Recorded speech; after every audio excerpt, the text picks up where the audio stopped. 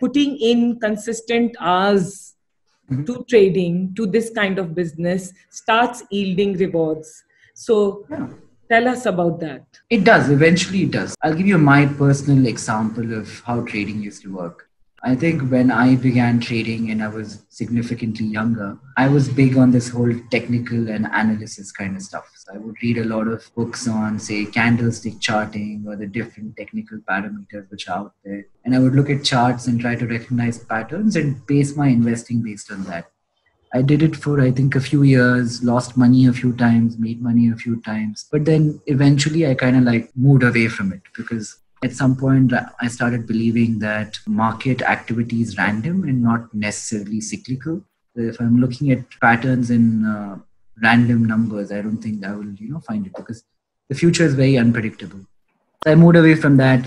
Then I did the whole fundamental analysis for a bit, and you look at which stock is cheap, which stock is fairly valued, which does not have a lot of leverage on its books and stuff like that. Did that for a while, a couple of years, then I waned off it. Then for a while I would look at sentiment. What is the FII doing when he's putting money into India? What are the promoters of a certain company doing? Stuff like that. Then after a while I moved away from that.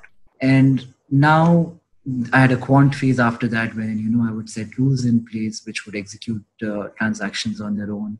Did that for a while, moved away from that.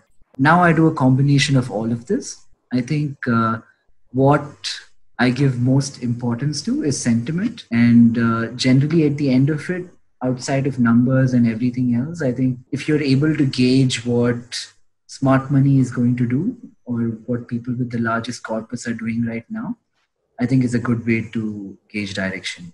You can do it by a bunch of information which is publicly available. I think a good place to start is to see what the foreign institutions are doing, what the domestic institutions are doing, what the promoters of certain companies are doing.